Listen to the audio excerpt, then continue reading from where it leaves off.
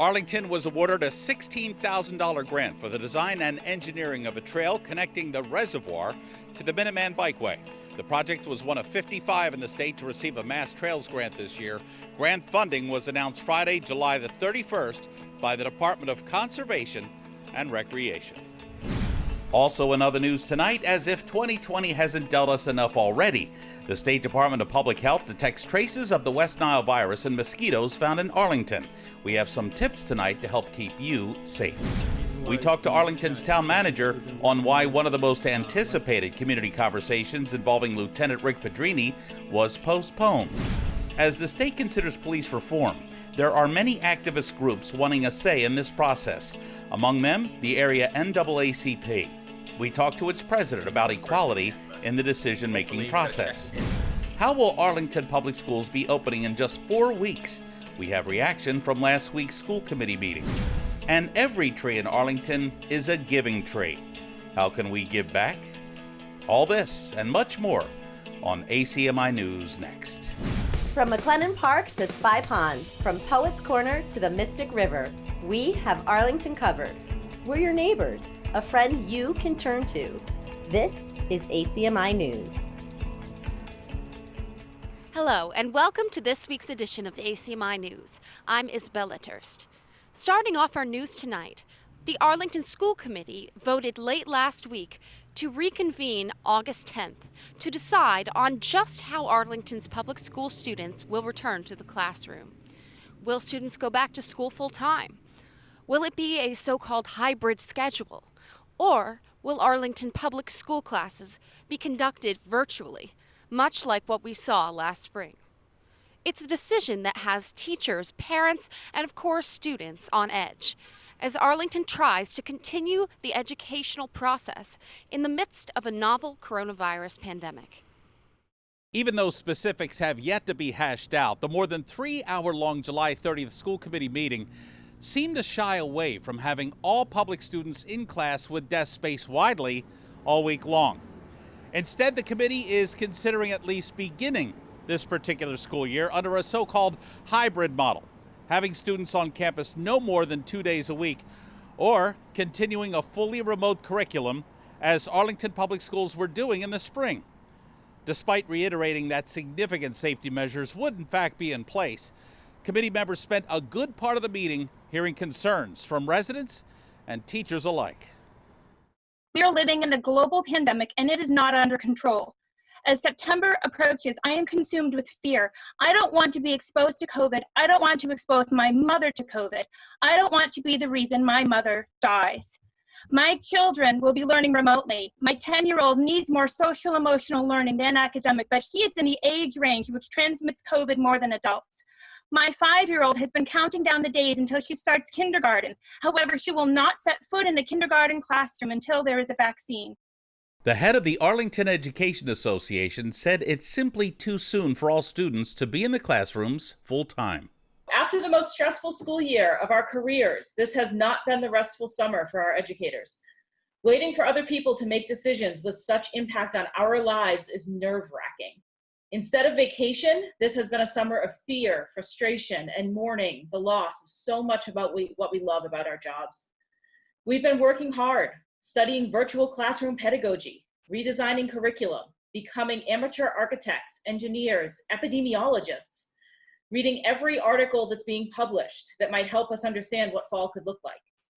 As the AEA, we surveyed and met with our members, and the following became clear to our board of directors. We, as a union, reject the all-in-building plan to reopen schools. Acting Facilities Director Jim Feeney updated the committee on risk reduction strategies that are already in the works.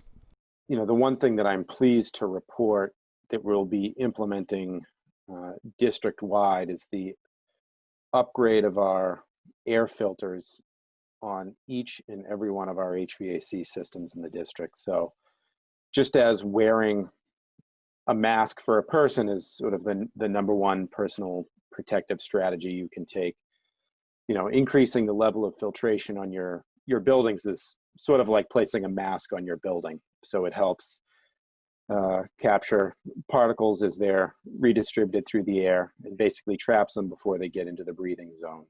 beyond that, we are looking at, just as many folks are being encouraged to do in their own spaces, is the increased sanitization frequency of high-touch surfaces. In schools, there would be a focus on doorknobs and pulls, handrails, railings, sink faucets, flushometers, which is the toilet flushing mechanism, elevator buttons, and things of that nature. While many of these safety measures go above and beyond what is recommended by the experts, skeptics say there are simply too many COVID unknowns. While we recognize that the WHO and the American Association of Pediatrics has stated that students may sit 3 feet apart in class, we don't believe that reaching the bare minimum of safety standards is acceptable. Would any of you buy a car that just barely passed safety inspection? I wouldn't. Would you put your child in a car seat with terrible safety ratings just because it's legally good enough to be sold? I doubt it if you had any other options, and we have other options. The idea that we should take the lowest bar for safety is unacceptable for the children of this town. Juliana Keys also noted that even under the full return option, many prized educational assets may fall by the wayside, assets like science laboratory and group projects. Whatever decision is made, and it'll have to be made fast, one thing is crystal clear. Some methods used to educate Arlington's public students under normal circumstances will have to be drastically changed, maybe even dropped. And that the old and once routine phrase, back to school, something we heard this time every year, is now being seriously tested and obviously seriously redefined. For ACMi News, I'm Jeff Barnes. Stay with ACMi News for any updates when a decision is made by school leaders. Just go to acmi.tv or watch out for any news updates on ACMi News Facebook page. On to the other news now. As we do every week, ACMi News talked to Arlington's town manager, Adam Chapdelaine, about the issues affecting town residents. This week, Mr. Chapdelaine weighs in on how the town is faring in the midst of Phase 3 of reopening. He also comments on why the community conversation involving Lieutenant Rick Pedrini, originally scheduled for August 4th, was postponed. Here now is some of what Adam Chapdelaine had to say. Right now, about the coronavirus, we have 323 positive cases, 47 deaths. You and I have talked about this in previous weeks. It seems to have plateaued. It is somewhat spiking in the state of Massachusetts, and nearby Somerville is holding off on going into Phase 3. They are sticking with Phase 2. They're putting the brakes on Phase 3, at least for the next 2 weeks. Is that under consideration in Arlington, or are we still business as usual? Or are we still standing pretty well? Well, I guess I'll tell you what I said to our health director today. I said, if you're not having this conversation already, I think you should start talking with the team to prepare yourself for the governor rolling back to Phase 2. So I guess if that elucidates how we're thinking about it, I'm not necessarily poised to advise that we independently go back to Phase 2 because I don't think we're on an island. But it does seem like the data statewide is pointing towards that. I don't know what the governor's thought process is or what conversations he's having, but you'd have to think if these numbers continue the way they are, that we're going to have to think about pausing or rolling back a phase. It's very strange because in March, I guess in early March, I think a lot of people thought, well, it'll be back to normal by July or August. We are nowhere near that. As a matter of fact, it's just the opposite. So ballpark figure, what do you think the chances are of possibly rolling back to Phase 2 at this particular point, given the current numbers? I mean, it would seem like even odds, right? I mean, we've gone from what I think was a statewide positive rate of 1.4 back up to over 2. So, we're inching right back up into one of the states with the highest, I think the steepest increases. I think it might have been the Times or the Washington Post over the weekend put Massachusetts in the top 12 in terms of new cases. So, I mean, I don't think any of us want to go in that direction. It would be great if we could sort of keep the plateau right where it is, start to look towards the fall and hopefully a vaccine sometime in the midwinter. But again, the numbers aren't trending that way. So yeah, I mean, hard for me to say, anything different than even odds, but I'm not feeling bullish on progressing to Phase 4. I mean, I think it's probably more likely that we either tread water or move back than advance. Yeah, it just seems like 2020 is, for most of the year anyway, it's going to be one of those where people have to just isolate and really, really be careful, because those numbers spiked out of nowhere, really. So it's Yeah. set here. So we got to do what we got to do. You had a community conversation which drew a lot of attention on set for August the 4th. And it was going to be Lieutenant Rick Pedrini apologizing to the residents of Arlington, whoever wanted to hear it, for words that he had published nearly 2 years ago now. That was postponed. Why was it postponed? I'd say the number one reason was the consultant that we've been working with, Alenza Michelle. She's a racial equity consultant that we've been working with since the end of 2019. And she's created a connection with the community and helping to advise us via that connection with the community, and felt like with the visions report being reported last week and some things we were trying to put in place for the Pedrini conversation not having been put in place by when, I think it was like around Wednesday last week, we just decided that this is going to be a hard conversation no matter how we do it. Let's make sure we do it absolutely right. Let's postpone, give ourselves another 30 days or so, put it together the way we should put it together. And I came into the conversation not wanting to postpone because I wanted to get this conversation underway. But after listening to her, talking with Jill Harvey, our DEI coordinator, with Christine Marjono, the Director of Health and Human Services, the leadership of the Human Rights Commission, we all had our individual opinions, but collectively agreed postponing a little bit longer, making sure we get it right, and to really make sure we get as many voices from the community involved as possible was worth the extra few days. I'm sure there were many people who were looking forward to this and were discouraged by the fact that it's been postponed. Have you gotten any backlash for postponing this? No, in fact, I'd been hearing from folks asking us to postpone it until we were able to incorporate more community voices. So I don't want to speak for anybody, but I think my sense was there was more relief that we postponed to better build in community voices as opposed to disappointment. But again, I don't want to put words in anybody's mouth. And you don't have a rescheduling date. You said about 30 days? Yeah, I mean, I think we'll get the school year started one way or the other, as we just talked about, and see how some things shape up. But yeah, we're looking at not delaying it much longer than a month or so. You can see this interview in its entirety. Just go to the ACMi News Facebook page. This week, ACMi News Director Jeff Barnes talked to Zane Crute, the president of the Mystic Valley area branch of the NAACP, regarding several police reform bills currently under consideration in the State House. Zane tells Jeff organizations like the NAACP need to have a strong say in how the state of Massachusetts is going to be changing things within the law enforcement community, so that we can get ever so closer to racial equity in what has been a game-changing year. You put out an email, which basically caused me to give you a call and contact you to ask you. You said to conference committee members in this email that now really is the time to capitalize on police reform. You obviously think this year could very well be a game changer. Absolutely. Massachusetts seems to be at the forefront. They have one of the strongest proposed bills out in the Massachusetts Senate in comparison to other states, but we just want to ensure that we can get the strongest version of that bill passed. What are you hearing from the committee members? Are you getting good feedback? I haven't heard from the committee members personally yet, but hopefully we're going to check in with some of the Black and Latinx caucus members, and hopefully they've heard some things.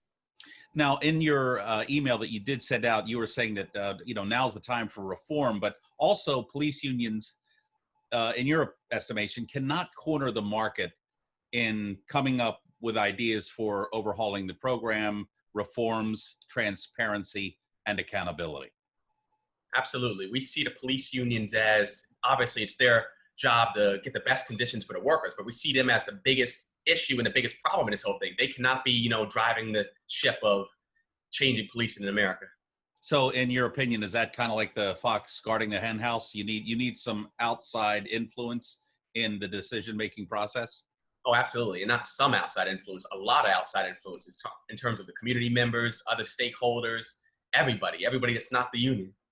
Now, you have a lot of demands in this email that you're looking for in police reform. Among them are imposing limits on qualified immunity.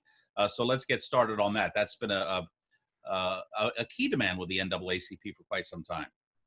Absolutely. The NAACP's qualified immunity is like one of the principal issues in policing in America.